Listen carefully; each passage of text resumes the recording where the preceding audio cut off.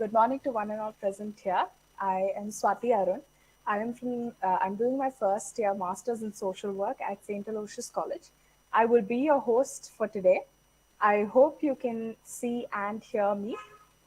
So, first of all, some announcements. It would be great if everyone who is in the Google Meet could please mute your audios and turn your videos off.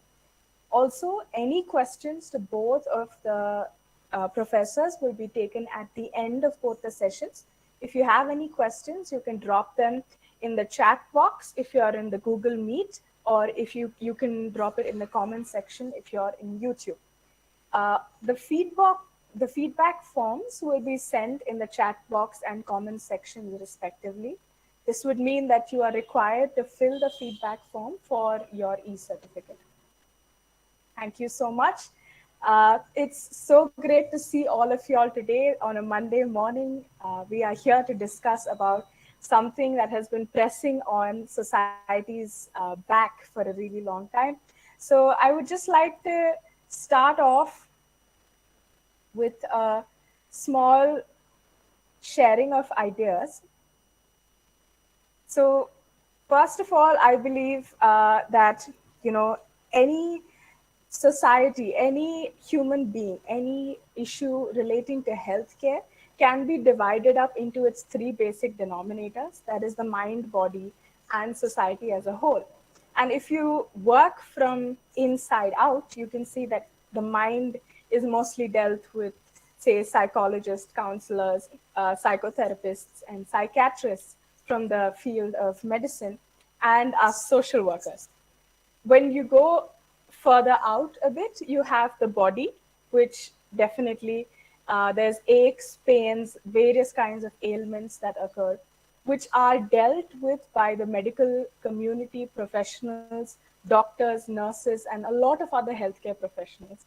But then when we zoom out a little bit more, is when we start to see a very interesting trend, because that is when both social workers who deal with the mind and doctors who are technicians of the body have to work together to make what is best for society come alive. So if we look at any major social problem, so say we as social workers would call smoking or alcoholism or drug abuse a social problem, whereas for doctors, they would see the healthcare aspects of each of these addictive behaviors. But what we know as a fact is that all of these have social determinants, as they're called, add up to such behaviors. It could be childhood experiences, housing or the environment that a person lives in, the education that they have received, their social structures, their income levels, if they are employed or if they are not, their community, their support, and their access to health services. So I would like to welcome you today for a session on National Tobacco Day. So other than the fact that all of us have heard that, smoking kills, smoking causes cancer, smoking kills. All of us have heard it in the beginning of every movie that we watch, every program that begins. But what we tend to forget is how real this issue is, and how a lot of times this issue facades as choice and as individual opinion. And I actually credit to Arty and Crafty on YouTube. I found this very interesting image because it says your space is ready. Because sometimes smoking is like a choice, a space. It's my thing, don't interfere with it. But we don't realize that we are making a choice that isn't very smart. So as doctors and as social workers, both working towards better societies, let us think today about what the factors are that can help us construct better societies and help all the people present around us make better choices. So welcome each and every one of you to this amazing meet. We have amazing lectures lined up for you. We have interactive sessions. We would love to take questions from each and every one of you. So first of all, we have Dr. Poonam here, who is going to welcome us and welcome all the dignitaries and the the teachers who are going to be teaching us today. So Poonam ma'am, who is professor and she's the head of the Department of Community Medicine at Yenepoya Medical College. So Poonam ma'am, can I please ask you to take over? Thank you, Swati. A very good morning to all. Tobacco consumption and its hazards are well documented, and with COVID-19, smoking has proved to be a major risk factor in the progress of the disease and causing complications and mortality. So, time and again, the need to quit tobacco usage has been well reflected and well understood. Every year, World No Tobacco Day is observed on 31st May with a specific theme to address this public health issue.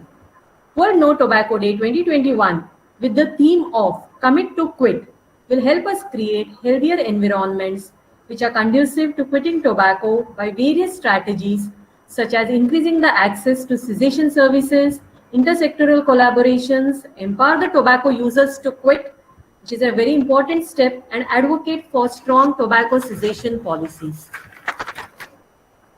Role of educational institutes and its various stakeholders, including the students, is of paramount importance in addressing this burden.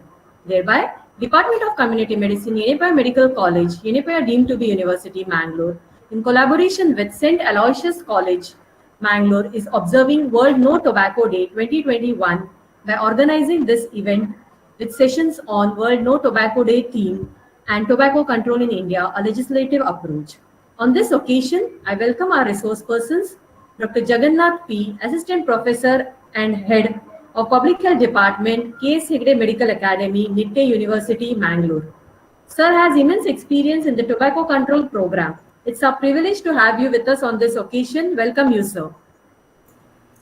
Good morning, ma'am. Thank you for the invite. Welcome. I also welcome Dr. Navya N., Assistant Professor, Department of Community Medicine, Yenepoya Medical College, the resource person and the organizing secretary for this occasion. Welcome you, Navya. I also welcome the organizing committee. Thank you so much, ma'am. I also welcome the organizing committee from St. Aloysius College, the organizing chairperson, Dr. Shweta Raskina, Assistant Professor and Head, PG Department of Social Work, St. Aloysius College, and organizing secretary, Dr. Vidya D'Souza, Assistant Professor, PG Department of Social Work from St. Aloysius College. Welcome. I also welcome Dr. Lavina Lobo, Director, MAFE Block, St. Aloysius. I also welcome all faculty and students from Community Medicine, Yenepoya Medical College, and from PG Department of Social Work, St. Aloysius College, Mangalore. I welcome all our participants, and I am sure that these sessions will be of great importance for all of us, and we take this message forward and contribute to a healthier society. Wish you all a great learning. Thank you. Thank you so much, Poonam ma'am. So now we have first Navya ma'am. So a little what stood out to me from her profile was that other than the fact that obviously she's a doctor, because Dr. Navya, I mean, and the fact that she's pursued her MD in community medicine from KS Hegde Community Colleges, she was during her MD, she participated as an WHO external monitor for pulse polio surveillance, and I find that really interesting.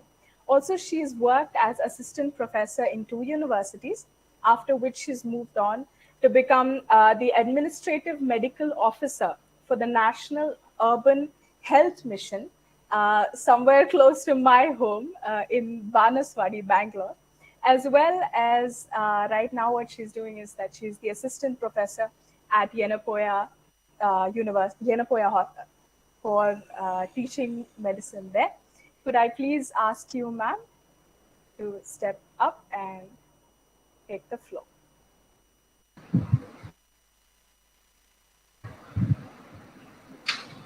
Thank you so much, Swati. Just give me a moment to share my screen, please.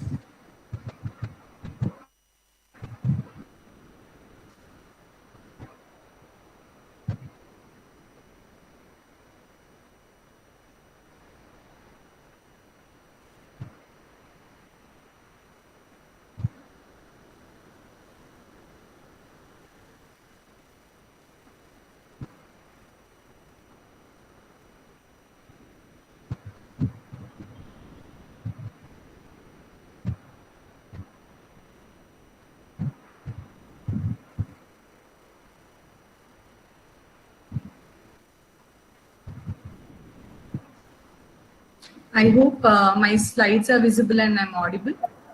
Yes, Yes, Navya. Uh, Thank you so much. A very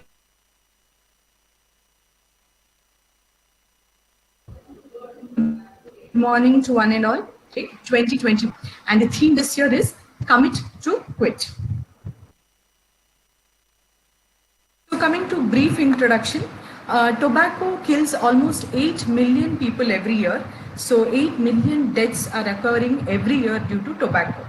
So most tobacco related deaths occur in low and middle income countries. And if you see most of the industry, tobacco industry and advertising all are also focused in this low and middle income countries. They utilize this. Secondly, it's not just the person who smokes tobacco, but second-hand smoke exposure also causes around 1.2 million deaths annually. So it's just that you feel that maybe just it may affect me, but it can also affect your near and dear ones, your loved ones. So second-hand smoke exposure also leads to 1 million deaths annually. So, tobacco consumption causes over 20 different types or subtypes of cancer and many other debilitating health conditions. That is why member states of the World Health Organization in 1987 decided that they would observe something called as a World No Tobacco Day. This was mainly to draw global attention to the tobacco epidemic and the preventable death and disease it causes. So that is why in 1988, it was passed that the World No Tobacco Day will be observed every year on 31st May. So that is why today we are observing the World No Tobacco Day. So coming to this year's theme, that is commit to quit. Now, why has it become very important this year? As per the recent reports or from last year, what we have observed is that smokers are more likely to develop severe disease with COVID-19 compared to non-smokers. And when this statement was released, it triggered millions of smokers to want to quit tobacco. But quitting tobacco itself is a challenging process, and with the social and economic burdens which the pandemic has brought to, it made it even more difficult. So currently, over 70% of 1.3 billion tobacco users worldwide lack the access, the tools they need to quit successfully. So that is why the WHO launched a year-long campaign for World No Tobacco Days, Commit to Quit.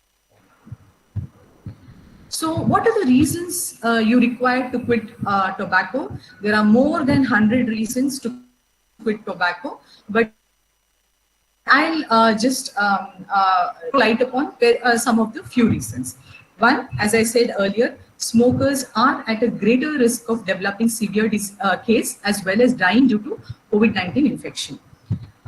Secondly, tobacco use threatens the health of those around you. It is not just you. Second hand smoking can affect people around you, especially children.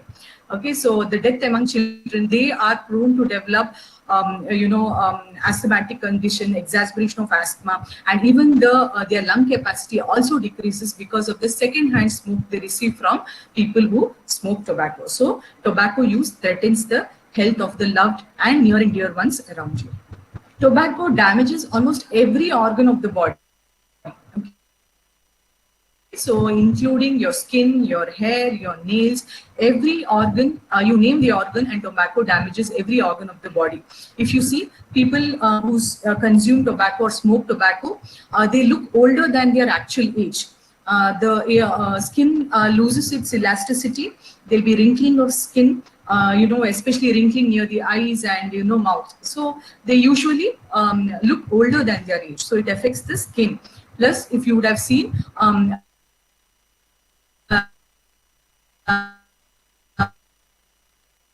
there is the staining of, and other than the usual effects like stroke or cardiovascular cardiovascular diseases, respiratory system, all those things. It also causes various other cosmetic problems also. Then coming to tobacco use. So tobacco use impacts social life. Okay, so how does it impact social life? What mainly for the fact that what example are you giving if you smoke tobacco? So obviously it will lead to isolation from the rest of the people, because you are not considered as a good example, isn't it? And quitting tobacco, well, one more very important reason, mainly helps in protecting the environment. The amount of smoke it produces, the amount of trees have been destroyed because of all those things, is also a very important aspect for to quit tobacco consumption. So these are some of the very few important reasons, apart from various other reasons, to quit tobacco. So what are the benefits on quitting tobacco? So why do you need to quit tobacco, and what benefit will you get on quitting tobacco? So the benefits of quitting tobacco are almost immediate. So after just 20 minutes of you quitting smoking, your heart rate drops. Okay. Within 12 hours, the carbon monoxide level in blood drops to normal. Within 2 to 12 weeks, circulation improves, lung function increases, and within 1 to 9 months, coughing and shortness of breath also decreases. And within 5 to 15 years, the stroke risk is reduced to that of a non-smoker. So the risk of stroke, how much of risk a non-smoker has, that same risk can be seen after you quit between 5 to 15 years of quitting tobacco. And within 10 years, the lung cancer death rate is about half of that of a smoker. So if a smoker has maybe 40-50% or whatever risk of developing, it reduces to half within 10 years. And within 15 years, the risk of heart disease is that of a non-smoker. So 15 years you have stopped tobacco, your risk to develop a heart disease is same as that of a non-smoker. So then coming to the slogan, which is become very popular this year, are quitters are winners, right? So this quitters are winners is not usually heard in any other situation.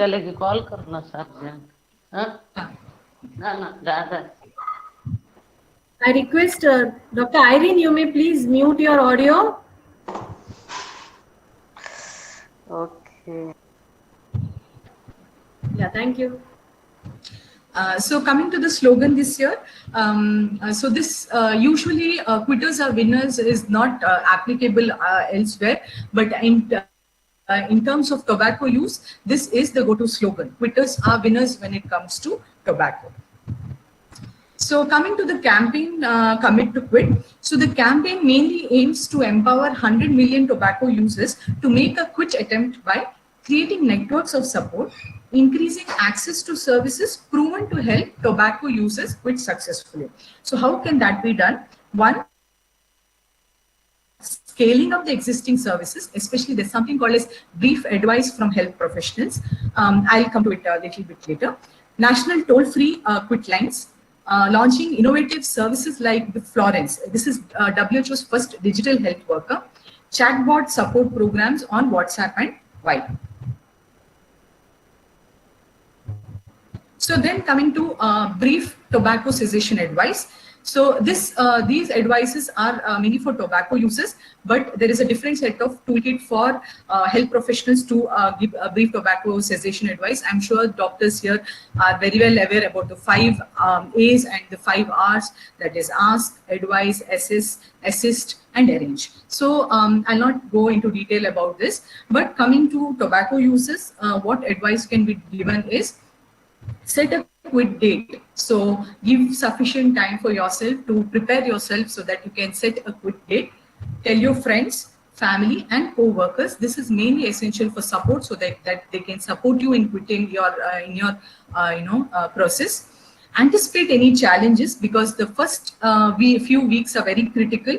So anticipate challenges and ready to face those challenges. Remove tobacco products from your environment, so that in turn may prevent you from getting the craving or losing your willpower. So remove all tobacco products from your environment.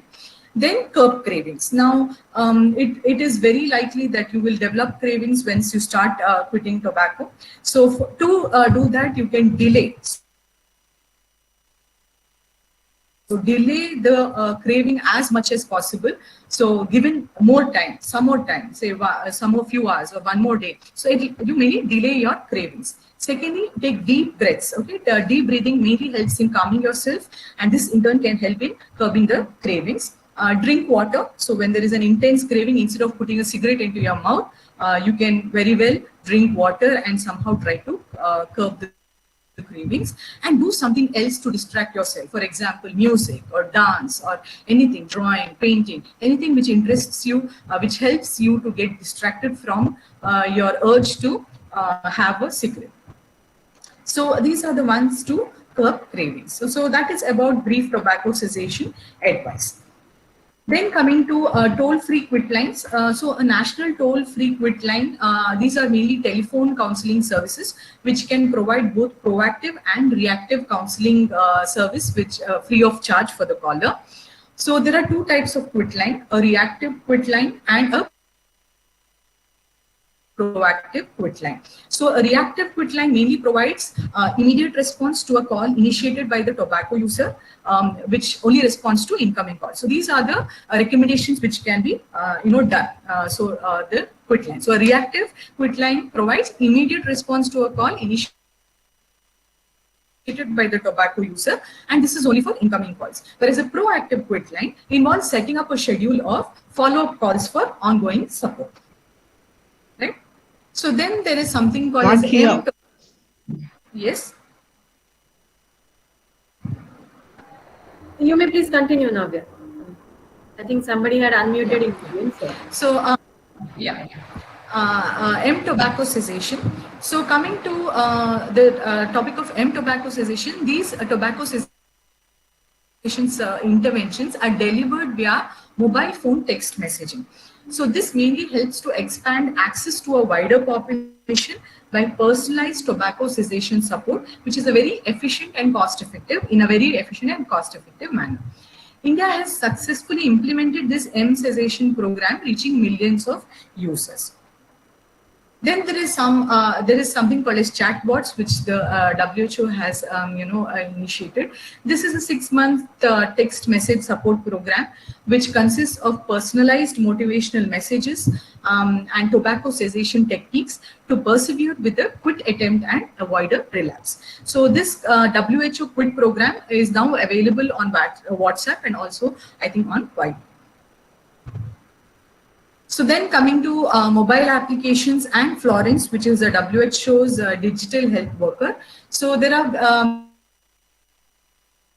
various apps like Quit Now or Quit Genius. So if you go to the WHO website, you will come to know there is a QR code scanning which you can scan and then install it in your phones. So mobile phones like Quit Now or Quit Genius. Then Florence, which is a WHO's digital health worker. So what does this program initiate is, after a short conversation via video or text, Florence can help you build your confidence to quit tobacco. She'll also make a quit plan and recommend toll-free quit lines for which you can call, and also M cessation programs or apps. Then coming to pharmacotherapy. So pharmacotherapy is mainly for individuals with high levels of nicotine dependence. So WHO recommends certain proven tobacco cessation medications. These are all evidence-based, including nicotine gums and nicotine patches. Okay, so this you have to consult with a doctor, a proper health professional before going into pharmacotherapy. So this requires proper consultation. Right? So coming to so these were the different initiatives which the WHO has put forward, mainly to help to commit to quit tobacco. So how will this help? Commit to quit will help create a healthier environment that are conducive to quitting tobacco by advocating strong tobacco cessation policies. I'm sure in the next session, the speaker will be telling about this more. And increasing access to cessation services, raising awareness of tobacco industry tactics, empowering tobacco users to make successful quit attempts through quit and win initiatives. So coming to the end of my session, so let's quit with millions around the world and let's commit to quit. So if you go to the WHO page, there is also a pledge to quit campaign going on, where you, if you click that, details come and you can pledge to quit through the WHO site. So thank you everyone. Thank you for the opportunity provided to give the small talk on the World No Tobacco Day theme. Thank you so much. Thank you. Thank you so much, Dr. Navya. Just reminding all of you, that was Dr. Navya. She's an assistant professor at the Department of Community Medicine at Yenepoya Medical College. And the session was on World No Tobacco Day theme, which is, quitters are winners. So every time someone says, quitters are losers and keep on trying. But this is one time that when we quit and we can put it up saying, I quit and I won this. So, and I also love how ma'am gave us so many reasons to quit. And one of them was wrinkles and aging.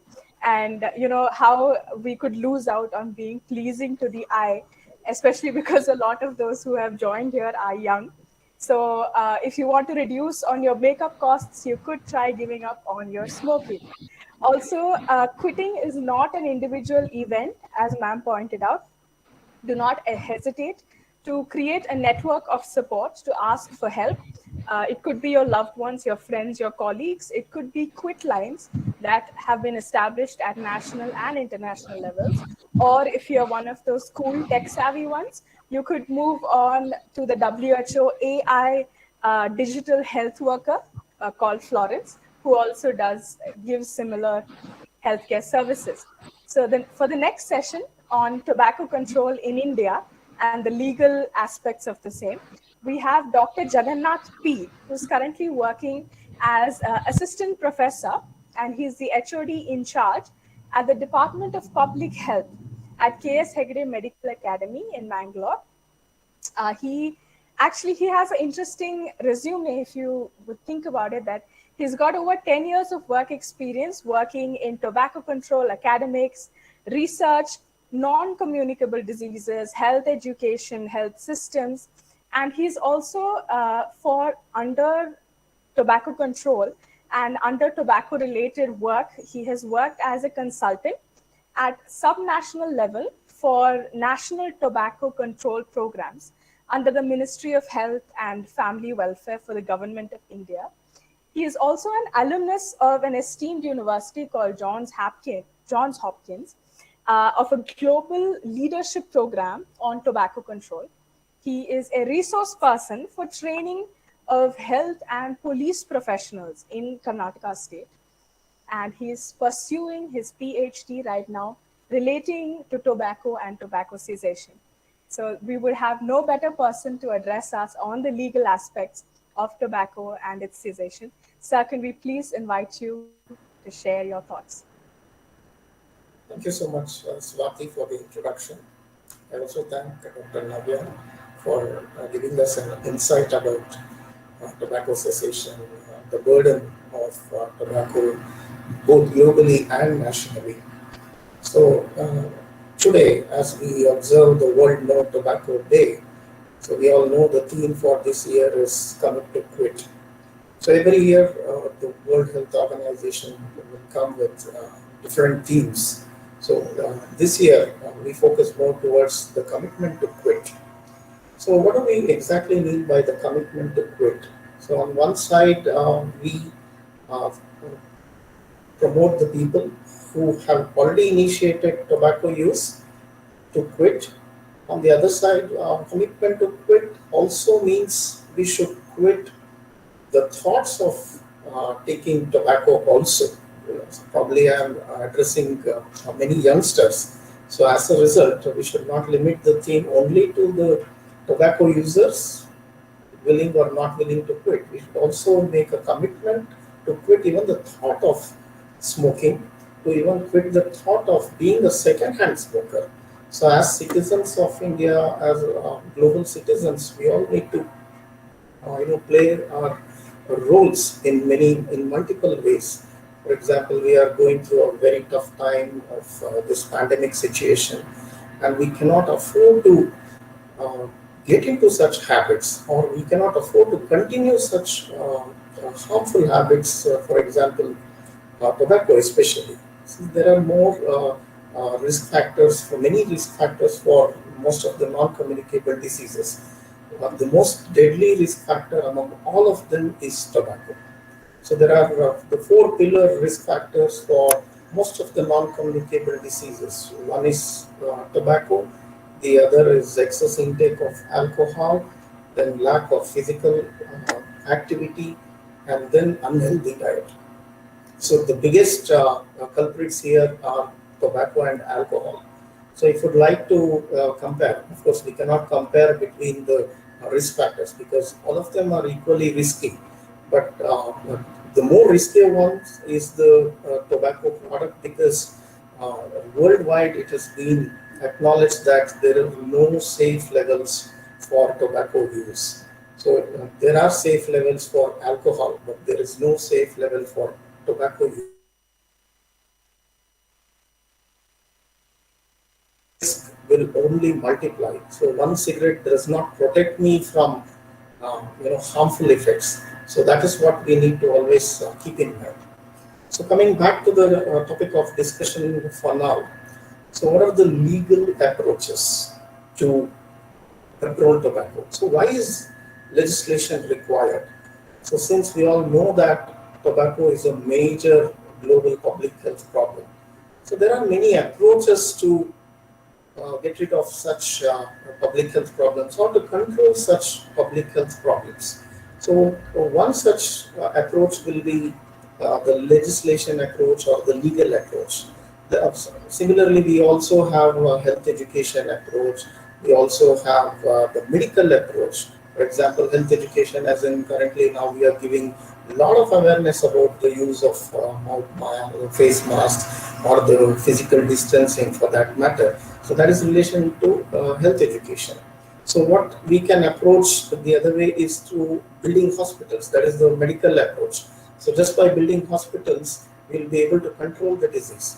Another alternative or another better alternative to these two is also legislation because people fear the law of the land. So that can also be one major strategy to control such public health problems. And one of the best examples for having a legislative approach to address a public health problem is tobacco control. So let us know how and why we should have a strong legislation for controlling such risk factors for non-communicable diseases or for even communicable diseases like tuberculosis. So with this introduction, I'd like to start on with the presentation. Please give me a minute, I'll go to the presentation.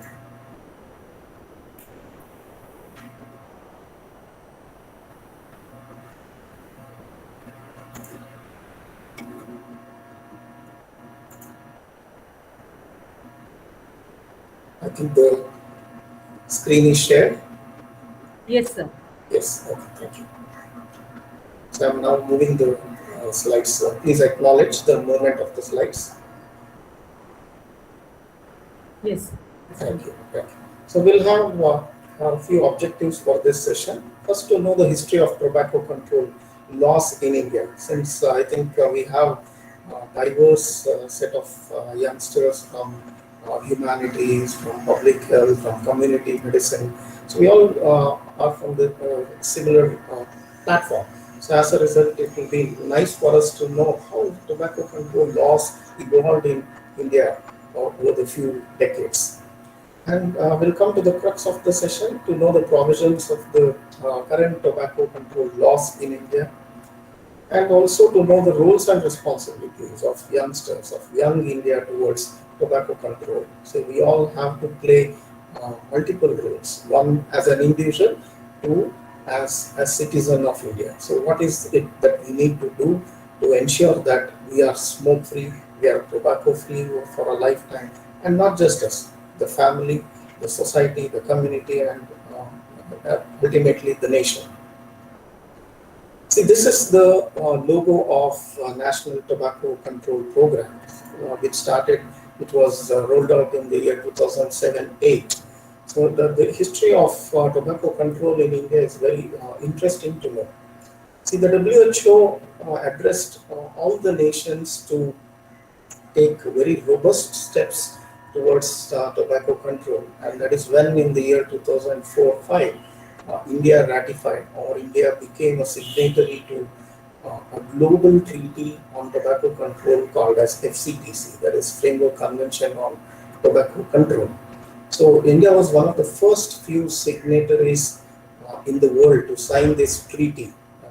The commitment to have robust tobacco control laws in India started way back in 2004-5. That was a global initiative. What is more interesting is to know that in 2003 itself, India had came out with strong legislation called as Cigarettes and Other Tobacco Products Act. So this gave us a major boost to control tobacco through the legal strategies. So how wonderfully the logo has been created. Choose life, not tobacco. So choose life and not tobacco means they are mutually exclusive. So if you want to choose life, you should not have tobacco in your life. Or if you choose tobacco, you will lose your life. So that's how wonderfully the logo has been designed, the caption has been developed. So let's know the history of tobacco control in India. So it starts way back in 1975. If you remember, you're all 90s or 2K kids probably. You may not be knowing about the history of how tobacco control laws evolved in India. The first law started in 1975 when the cigarette packets, it was only limited to cigarettes, not other tobacco products like gutcha or pan masala, none of these. It limited only to cigarettes and not even bidis. So this is when cigarette smoking is injurious to health was the statutory warning that was labeled on the cigarette packets. So that's how tobacco control legislation slowly started in India in the year 1975. And later on, we had the regional smoking bans as well. So Kerala is one of the best examples of regional smoking bans because it was the first state in the world, in the entire world, to ban smoking in public places, citing health reasons in the year 1999. Until then, nowhere in the world there was a ban on smoking in public places. So Kerala started its own legislation for its own state, and that's where the regulations became more and more stringent to ban people from smoking in public places. And similarly, Karnataka was no second, fiddle to Kerala. In the year 2001, they also stopped smoking in public places. So these are all called as state legislations. So state legislations are limited to the particular states, which may not be applicable to the rest of the states in India. So Karnataka had its own legal system to penalize only those people who smoke in public place by 100 rupees. So that was the norm in Karnataka in 2001 onwards. So that's the brief history of how tobacco control legislation started in India. And finally came the legislation called as the Cigarettes and Other Tobacco Products, Prohibition of Advertisement, Regulation of Trade and Commerce, Production, Supply and Distribution Act in the year 2003. Again, India was one of the first countries to have a strong legislation, not just a legislation, but very strong legislation related to controlling tobacco. So all the youngsters or the participants may ask one question: why can't we entirely ban tobacco? Why to only have a legislation and have queries related to its implementation? Tobacco is a worldwide legal product except for a few countries where they have religious reasons not to use tobacco. Worldwide, it's a legally consumable product. So as a result, it becomes rather difficult for one nation to be isolated and ban the tobacco product because the human rights and other legislations also crop up. So as a result, banning tobacco product at present in this current situation is rather unlikely to happen in the next decade or so, until and unless something serious happens to the population. If at all it becomes a major uncontrollable public health problem, probably we may have to think of banning all forms of tobacco products. Until then, probably we have to limit ourselves only to the control and not exactly the total ban of these tobacco products. And one plus point of the COTPA, we call in short as COTPA, Cigarettes and Other Tobacco Products Act. So it deals with all aspects of tobacco. It's not just related at the consumer level, it is related at the distributor level, or the level of trade and commerce, imports, exports, advertisement, then public places where smoking is common. So it's become a comprehensive legislation for tobacco products to be controlled, and this will eventually lead to the reduced prevalence of tobacco use, which is quite evident in the 2016-17 Global Adult Tobacco Survey, which has shown a drop of at least 6 to 7% in the prevalence of overall tobacco use in India. So as a result, legislations play a very, very key role in societies where such public health problems are becoming a major hindrance to the development of the nation. See, when I'm talking about tobacco products, it is not just a health problem. So tobacco is a health problem, it's a social problem, it's an economic problem, it's an individual problem, it's a family's problem. So we'll have to address tobacco control at various levels, starting from the individual level, the family level, the societal level, the community level, and until the national level. So when Cigarettes and Other Tobacco Products Act came to existence in the year 2003, most of the state legislations were superseded. So that means Kerala does not have its own legislation in continuation, or even Karnataka for that matter, because nationwide, we have one umbrella legislation called as COTPA. So we'll know what are all the provisions of COTPA 2003.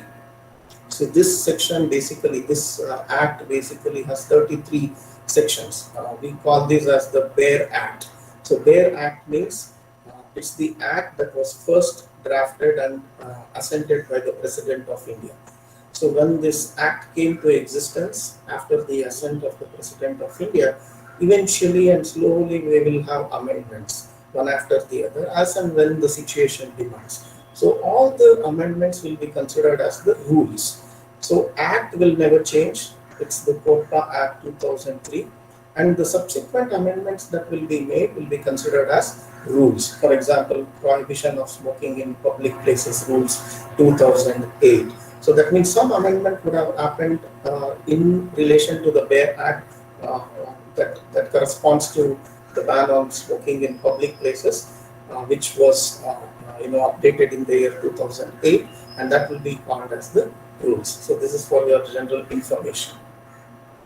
So among the 33 sections, basics 33 sections, we'll only discuss about 4 major sections that is very much related to all of us to comply to the norms and the regulations, and also we have to be the whistleblowers of the society. It's not just me that has to follow these regulations and be satisfied as a responsible citizen.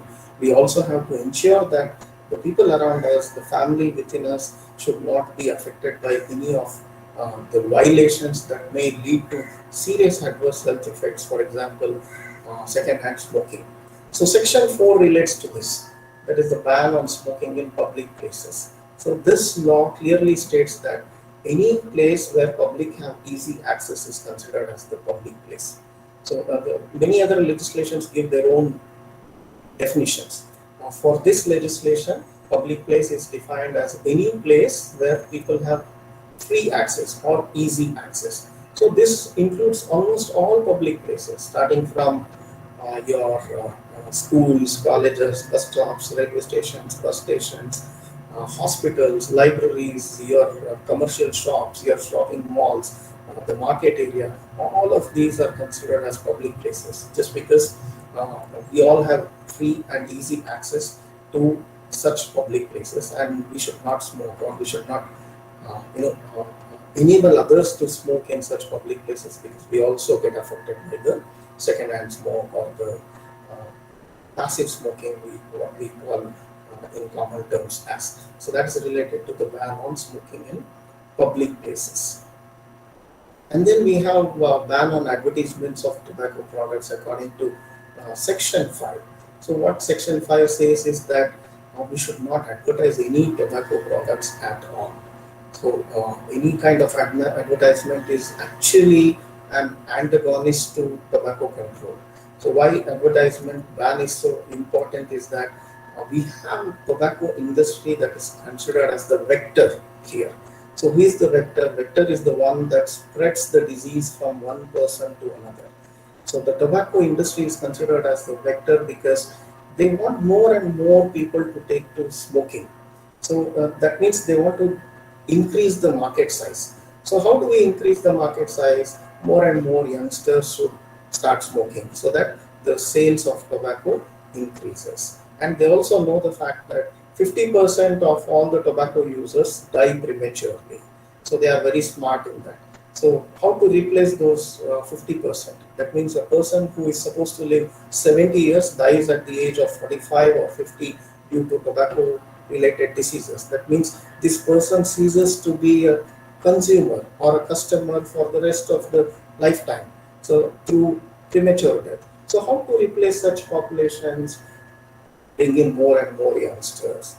So as and when people die, more and more youngsters should take to smoking, so that take to smoking or tobacco use, so that the market remains stable, or market remains, or market takes an exponential size in their business. So as a result, advertisement is one major strategy where the tobacco industry is very much concentrating in luring or in promoting their tobacco products to the users or the citizens.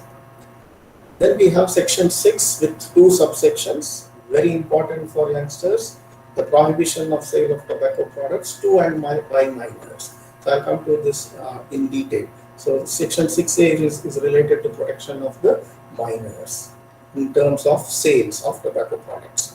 And then we have section 6B, that is another subsection of section 6, that is prohibition on the sale of tobacco products within a radius of 100 yards from any educational institutions. And finally, we have section 7, that is the specified health warning labels on all tobacco products. So I'll give you the scientific reasons why these four sections are contributing to controlling tobacco use within India. So let's go in detail. What is section 4 all about in relation to smoking in public places? See, as we all know that all these, pictorially I'll try to explain, because words may feel less interesting. As a result, you just can observe these photos, pictures where common public places are rampant with smokers. For example, a railway station or a restaurant or a bus or a public transport, a marketplace, people are smoking here. So as a result, we will increase the prevalence of second-hand smoke in such public places. So we should not allow, or this law does not allow anybody to smoke in any of these public places, including restaurants. Please keep in mind, as you can see, one hookah bar here. Hookah bar is also a public place, and we should not smoke within a public place. And just because it's a hookah bar does not give a license to smoke there. All these are illegal. Hookah bars are not legal. So in cities like Bombay, Pune, Mangalore, Mysore, and Bangalore, hookah bars are very common. Of course, nowadays the numbers are reducing because of stringent actions by the government, but still there are pockets of such places where hookah smoking is very common, which is actually illegal according to court law. So these are some of the very common places where we find smoking. So thankfully, ever since the legislation came into existence, the indoor smoking has almost come to zero. Indoor smoking, as in within offices, within workplaces, or within hospitals, for example, or within public transport like a train or a bus. All of these indoor public places have become near zero when it comes to smoking incidents. But the scene is not so promising when it comes to outdoor public places like these. So as a result, it's very important for us to know that smoking is very harmful. So you might ask a question: if it is outdoor smoking, yes, the smoke gets dissipated, and how does it affect my health? The WHO says that any place should be considered smoke-free only when the smoke is not smelled or seen. So you can just observe these places. We can still see the smoke even in a picture, even in a low resolution picture. We can see the smoke. So that means no place is smoke free until and unless no person should smell or even see or have the sight of smoke, without which no place that will be considered as smoke free. So now you know the magnitude of the problem when it comes to ensuring a public place to be smoke free. So what are these pictures? These are called as the smoking aids. So for example, the ashtrays, the matchboxes, the lighters, these are called as the smoking aids, which according to the law is unlawful. Even having the presence of these items in public places is illegal. So where are these usually seen? In restaurants, in especially in restaurants where liquor is served. Every table will proudly have these ashtrays, thinking that yes, when I can drink, why not smoke as well? No, a bar and restaurant or a restaurant where liquor is served is legal to sell only liquor, but not legal to enable or promote people to smoke. So these are all the promoters of smoking. So I get the urge to smoke when I see such ashtrays or matchboxes or lighters. So in that sense, no shop, no retail shop should have these smoking aids. A shop can sell tobacco, but they cannot promote the smoking of tobacco by offering matchbox, by offering ashtrays. So you go to any small petty shop, you would have seen a matchbox on the tray in the entrance of the shop, or you will see a lighter attached to a small thread, so that people will be able to smoke. It's illegal. They can only sell, but not promote smoke or enable people to smoke in their shops or just outside their shops. So that is in relation to smoking aids. And every public place should have, compulsorily have these signages. These are called as the signages. So the specifications are very clear as per the Government of India standards. The white background should be the color, and the words should be in English or in local language. For example, Kannada for Karnataka, Malayalam for Kerala. We should have the picture of cigarette with smoke and a red circle with a ban on that, and the penalty amount should be mentioned. Just in case someone smokes, we should also get the contact details of the person to whom the complaint can be made. So always please keep in mind, it is not the police or the health department who should first receive the complaint. It is the owner or the manager of the concerned public place who has to receive the complaints about any smoking incidents. For example, if I am from Nitte University, either the dean or the vice dean or somebody in the top administrative position should be the person concerned to receive complaints about smoking in their public place, not the local police station or the health department for that matter. So ideally, every public place should have these boards in all the conspicuous places, starting from the entrance, one at the entrance near the main gate, and if it is a multi-story building, every floor should have these signages and if it has a staircase, one near every staircase on each floor, and if it has an elevator or a lift, one signage next to the lift, because these are the places where people find the locations more convenient to smoke. So as a result, these signages have to be omnipresent within public places. So it so happens that in major public places, we see people smoking in toilets or in public toilets. No, it's not a private space. Although the doors are locked from the outside, every public toilet or every toilet within a public place is considered as a public place. So it's not a secret place for smoking. So we should discourage such practices in public places where we find such incidents.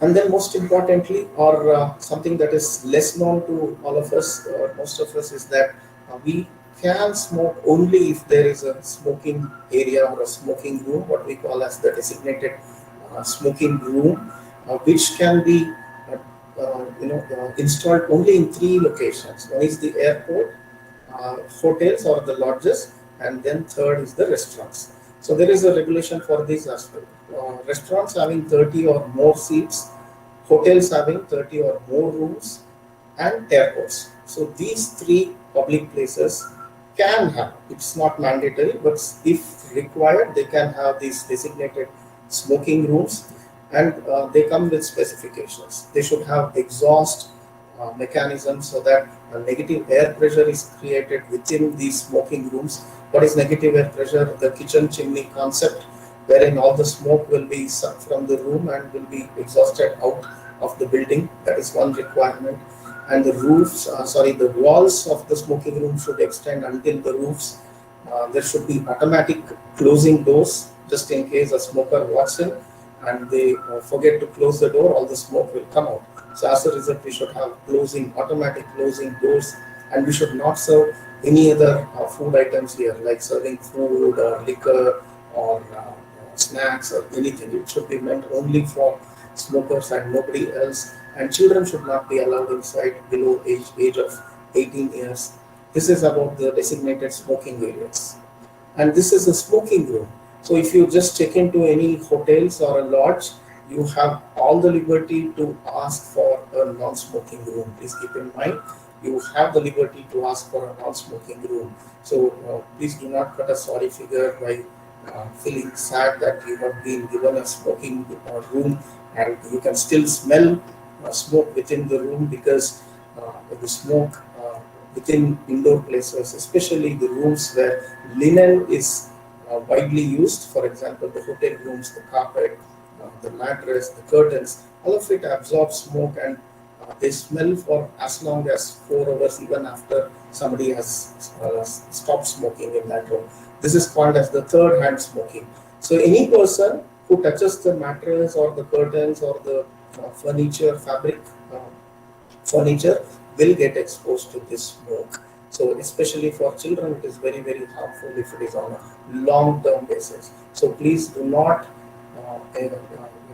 promote smoking even at homes. So we see older people smoking at homes or in the balcony of their homes or their corridors. No, it's not at all safe. Any level of smoke is not safe for people's health. So as a result, every place that is inhabited by people should be smoke free for all these health reasons. So coming to the section 6, that is related to the protection of minors. So the law says that no shopkeeper or no shops should sell tobacco products to minors. That is, anybody who is aged 18 years or below should not be sold tobacco products or should not sell tobacco products. Either selling or buying tobacco products by children aged below 18 years is illegal. So children should not be employed in shops where tobacco products are also kept, because invariably they may end up selling tobacco products. And at the same time, if we come to know that a customer or a person who is aged less than 18 years comes to the shop, should be denied selling tobacco products, because most of the children who initiate smoking in this country are aged below 18 years. So that is the legal age for any person to even get the voting rights. So why a person gets a voting right or a driving license at the age of 18? So that is when ideally a person will become a stronger individual. So until then, they will be under the control of the family. They will not be able to make wise decisions until they are 18 years of age. That is why we call it as a legal age.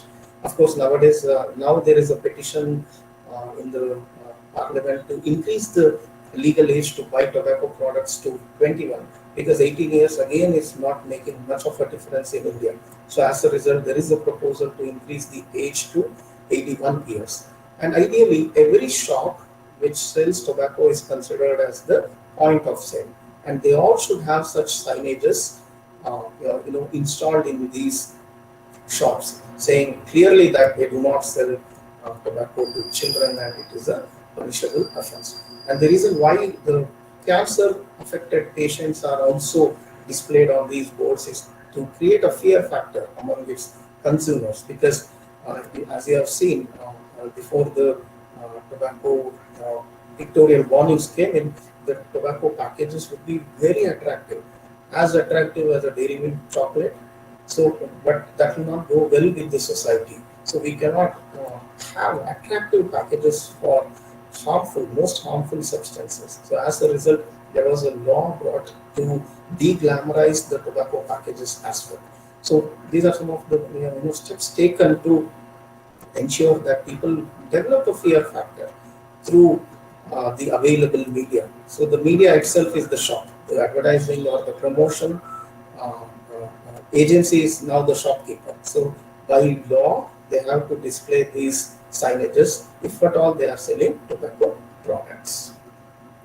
See, what usually happens here is that a child, uh, definitely he is less than 18 years of age, so he has not displayed the tobacco, the legal age signages, and most importantly, you can observe the display of tobacco products. The display of tobacco products is also illegal according to Section 6A, because it amounts to promotion of tobacco products. So what ideally every shopkeeper has to do is that they should only stack their tobacco products in concealed shelves and should sell only when asked for. They should not be displayed for public view. So because children also are exposed to this tobacco product visually, so which may provoke them to experiment with such products. And most importantly, when you can see chocolates and candies sold next to these tobacco products, children will not be able to differentiate between what is harmful and what is not harmful, what is required by the child and what is not required by the child. So for all these reasons, a shop has to be extremely careful. A retail shop has to be extremely cautious while selling tobacco products. Then coming to Section 6B, one another section of tobacco control law under Section 6 is that no school or educational institution should have any shop selling tobacco products within 100 yards. 100 yards means it literally becomes 300 feet. 1 yard is 3 feet. So as a result, any educational institution, starting from a kindergarten school to the biggest university possible, from all the radius of that educational institution within 100 yards, no shop should sell tobacco products. So the first responsibility lies with the educational institution to display this board, one at the entrance of the main gate and at all the corners of the property. That means the compound, the outermost compounds on either sides of the schools should display these boards very largely, so that it should be visible from a long distance. And from there, we have to measure the 100 yards, not from the main gate only. From the either sides of the compound, we should be able to measure 100 yards to make sure no tobacco product is sold within 100 yards of the educational institution in any of the retail shops. So that is related to protection of minors. So why do we need to protect minors? Schools and colleges are the places where children are out on their own without the supervision of their parents and with minimal supervision by their teachers, because teachers cannot go out of the schools and see what the children are doing during lunchtime or after the school is left.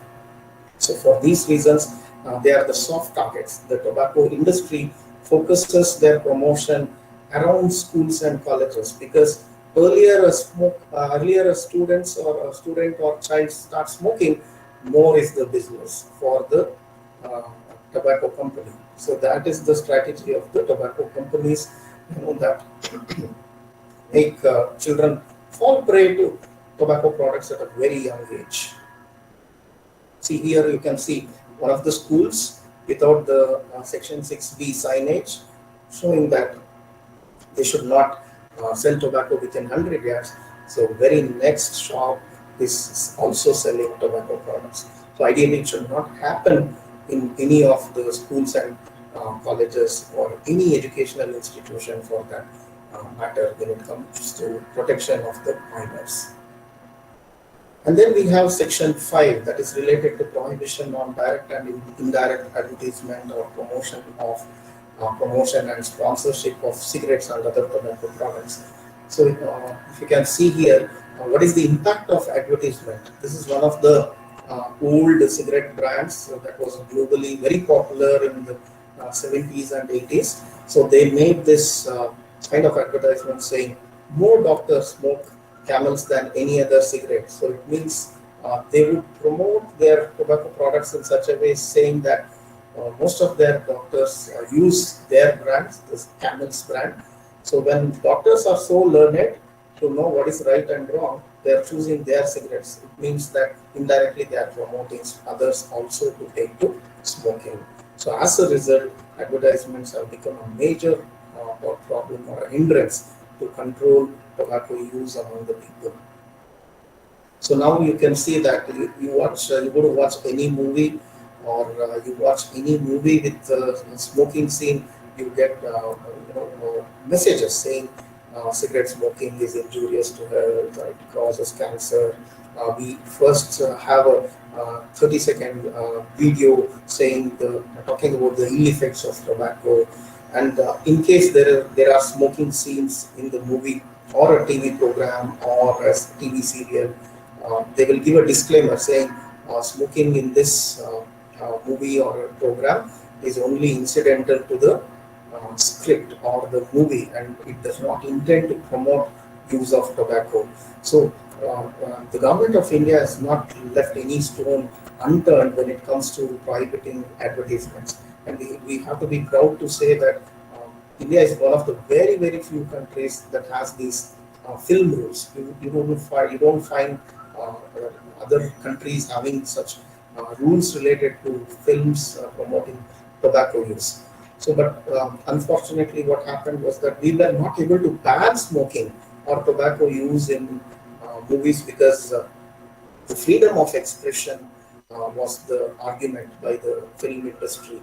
So film director Mahesh Bhatt took a very strong stance in this matter, objecting to banning smoking in movies. So as a result, the court order had to be revised, citing human rights of expression, because they say that movies are a reflection of the society itself. So for all these reasons, there has been some challenges in a total ban on promotion or advertisement of tobacco products in movies. Nevertheless, we have been strong enough to also portray the role of tobacco control experts in India as well. See, these are the illegal advertisements. So no shops should sell tobacco products. They should advertise any tobacco products. So this is what we call as the direct advertisement. That means the brand name is displayed, the brand packing is also displayed. These are called as the direct advertisement. And the display of tobacco products or using the graphics of one particular tobacco company are called as indirect advertisement. So indirect advertisement are some of these examples. Then giving discounts, then giving free samples, then giving some quiz competitions, scratch cards. All of these are related to indirect advertisements. So according to section 5, all these are illegal. So these are some of the places where we can commonly see violations happening, promotions happening. Some of the banners and few bus stops totally painted with tobacco advertisements. Then magazines, calendars. You can see roads, street signages, traffic signages, barricades. All of these that promote tobacco use, which are illegal. So before 2003, we all know that World Cups would be sponsored by tobacco companies. For example, the Wills World Cup, the Benson and Hedges, county matches in the UK. They were all very popular during those days. But now we do not see any of these because of Code 2003 Section 5 provisions. So sponsorships are also illegal in the Section 5. It's not just advertisement, promotion, or also sponsorships are illegal.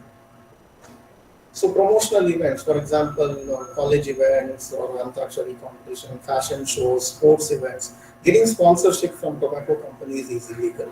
So we also have to always keep in mind that we should never take any financial or non-financial support from tobacco companies because it is illegal both for the person or the institution taking the support and also the company that is giving the support. Then posters. Smoking scenes may not be illegal in movies, but having the same scenes on posters and pasted on the streets are illegal. So this one again, another sensitive point that needs to be remembered is related to not having this smoking scenes as posters or banners on streets. Then coming to the section 7 that is called as the pictorial health warnings. So now I think you must remember, if not for the 90s and 2K kids, older guys like me have seen all these, tobacco products with small warnings like saying cigarette smoking is injurious to health. And then slowly we started having pictures. So thanks to then Health Minister Dr. Anjumani Ramadas, who really fought tooth and nail to get these pictorial health warnings, pasted on the tobacco products because they thought that pictorial depiction of the harms related to tobacco would be more effective. But the tobacco industry was smart enough to, reduce the effectiveness of the pictures. So as a result, this picture could not show any kind of message to the people except for the words.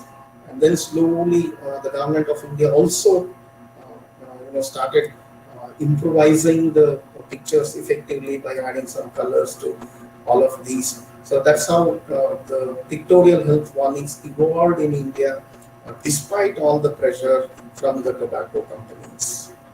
So these are the imported ones that do not have these pictorial health warnings. We have to be thankful to our country because these countries, apparently from where the tobacco products are imported, do not have any legislations to have pictorial health warnings. So as a result, we have to be thankful to our country for having such strong legislations. See, latest legislation is this. So what usually happens is that the government of India will release 2 sets of images every 2 years. So 1 year will have 1 image, and following that consecutive year will have another image. So every 2 years they keep changing the images just to minimize the monotony among the public. So this picture is more scary than the previous one, which was circulated until June 2020. So the kind of monotony that people exhibit will also be it has also been considered by the policymakers. See how scary the pictures are. One is to educate the tobacco users about the ill effects and the deadly effects of tobacco. And the other reason for this is to de-glamorize the tobacco packages. So that means the tobacco product packaging should not look attractive. So if such packages are sold, I think no smoker will dare to keep a packet in their shirt pocket because they are so deglamorized. So I still remember smokers proudly having a cigarette pack in their shirt pocket as a matter of pride. So that was the image people carried with smoking until say 2005 or 2006. But now all that has been curbed.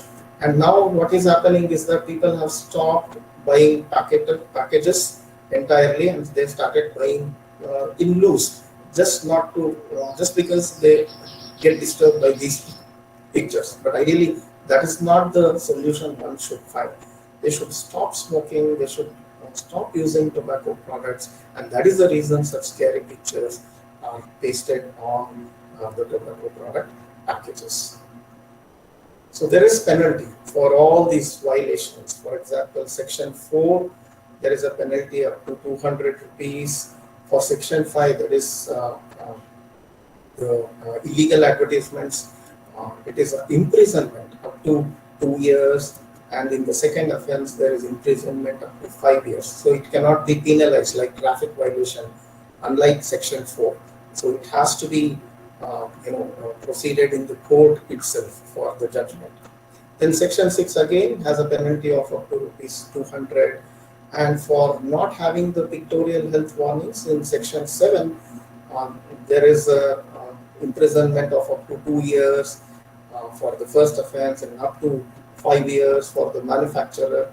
And for also the retailer, imprisonment is 1 year and subsequently it is 2 years.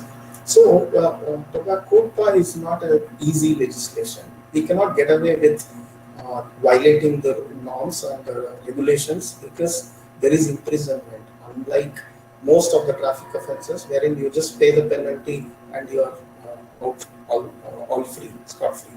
It won't happen in tobacco control laws. So one has to be extremely careful, not just for health reasons, but also for the legal issues that they may have to face if at all they get caught in such violations. So what can ultimately and finally, what can youngsters do towards tobacco control? Please be smart, do not start. So there is no way one can think of stopping after they have initiated smoking because the quit rates are dismally low. There is no antidote to smoking. So there is anti-venom for a snake bite, but there is no antidote for smoking. So it's not that easy to quit because it's a behavioral problem. It's not just tobacco that causes the addiction. It's largely a behavioral problem more than a health problem. So it's very difficult to control one's behavior, isn't it? So for that reason, we should never think of even initiating smoking or even giving company to friends while they are smoking. Such thoughts also should not be enforced. So that's how one usually begins. So what one finds in a group of friends, if they are not a smoker, they feel proud that yes, I'm not a smoker and all my friends are smoking. So I'm the best in the group. No, you're not the best in the group. You're still in that group among the smokers. So please avoid such groups and peer groups where smoking is a norm. So never do that. So be smart, and not starting is the best medicine to remain smoke free or tobacco free for a lifetime. And wherever you are working or you're studying or you're at home, make these places entirely tobacco free. That means don't promote or don't encourage or don't keep mum over somebody smoking in these places or somebody using tobacco in these places. It has to be entirely smoke free or tobacco free in such places where we usually spend most of our times. And follow all the Code regulations. That is also important. We are not just individuals, we are also citizens. So as a result, we have to follow all the regulations that are given out by Code. So if you already, God forbid, or if unfortunately you're already a tobacco user, please encourage yourself or somebody in your family who is a tobacco user or somebody in your friend circle or your relatives, encourage them to quit tobacco. So the more people listen about quitting tobacco is when they start actually thinking about quitting. So until then, they are scot free, not even having the thought of quitting tobacco. So we should create a social network in such a way that we should all help each other rather than victimizing each other, rather than accusing each other of bad practices. We should support each other in weaning away from harmful habits. So that is what is required by all of us as citizens of this country, as a community. If not a country, country may be too big to think about, but within our society, within our community, within our streets, within our neighborhood.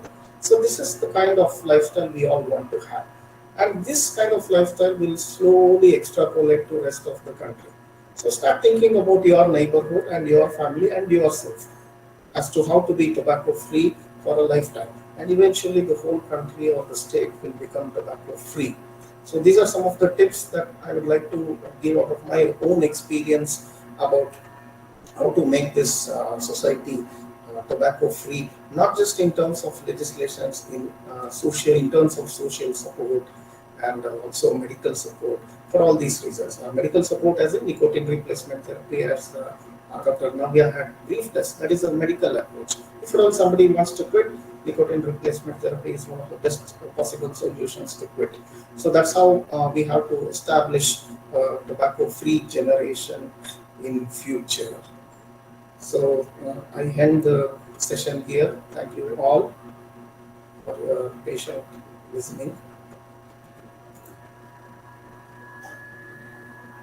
Thank you so much, Jagannath sir. That was very, very, thank you very much. I mean, Thank other you. than being legally informative, it was also practically applicable, and it gave us tips on various levels at which we can act. I mean, not just the legal, but also as doctors, also as just aware friends or family.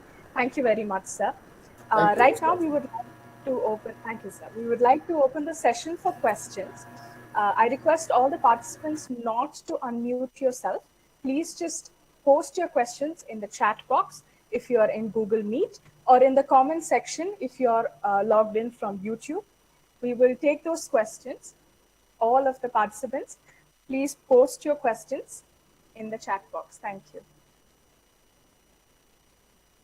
Also, another announcement that towards the end of the session, a feedback form link will be sent either on the comment section on YouTube or in the chat box in Google Meet, which you are required to fill. And this form will also contain a request for your email address, which is just so that we can send the e-certificate to your email address. Thank you. Waiting questions from participants.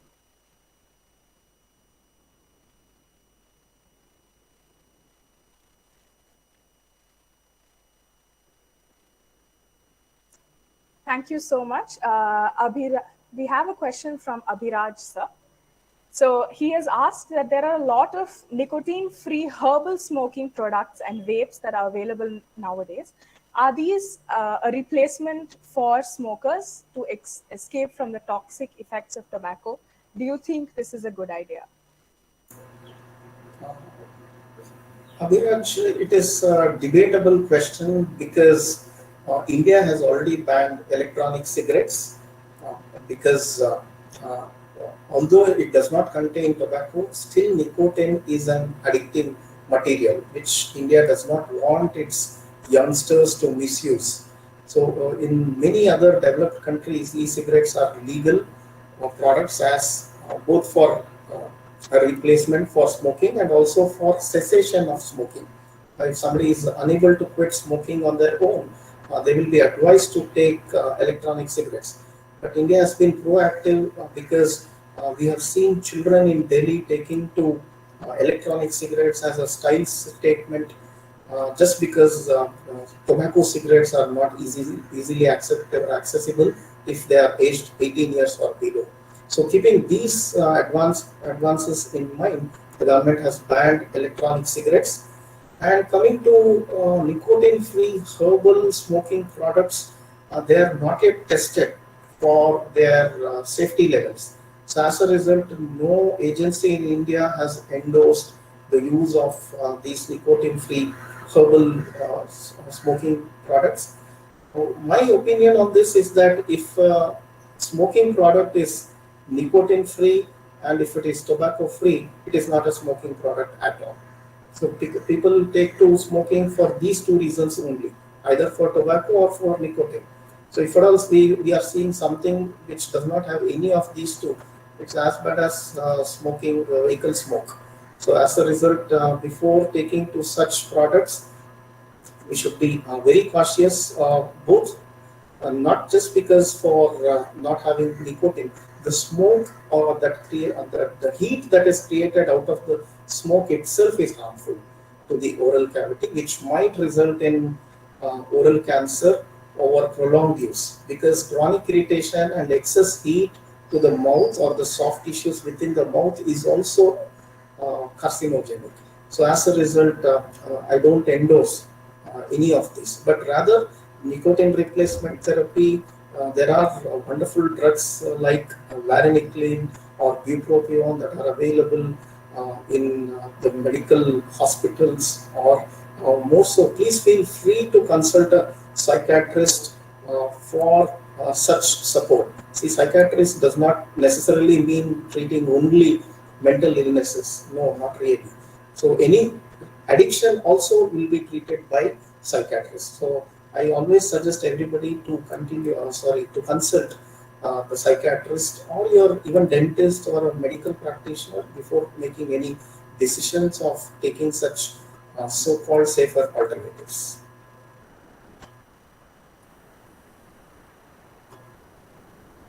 Thank you, sir. There is another question by Tirtha, sir. So Tirtha asks, what differentiates tobacco dependency from typical other typical substance abuses, maybe like alcohol? Alcohol, yeah.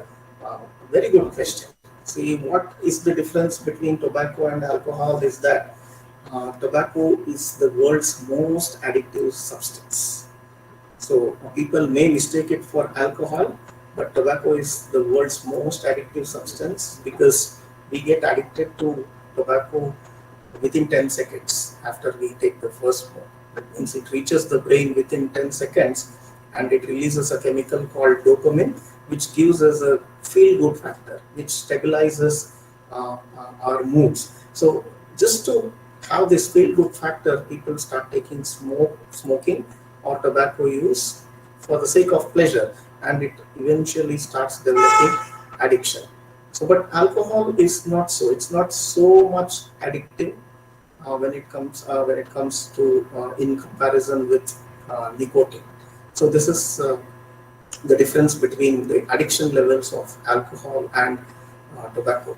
One another difference between alcohol and tobacco is that tobacco is impulsive addiction. That means if you feel like smoking, you immediately go to smoke.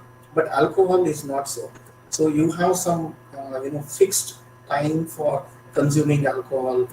If you are a chronic alcoholic, or maybe only during evening times, or if you are a social drinker, only during certain occasions, or only during weekends. So this kind of addictive pattern is seen in alcohol, but it's missing in nicotine. So for all these reasons, I say that yes, tobacco is very, very addictive.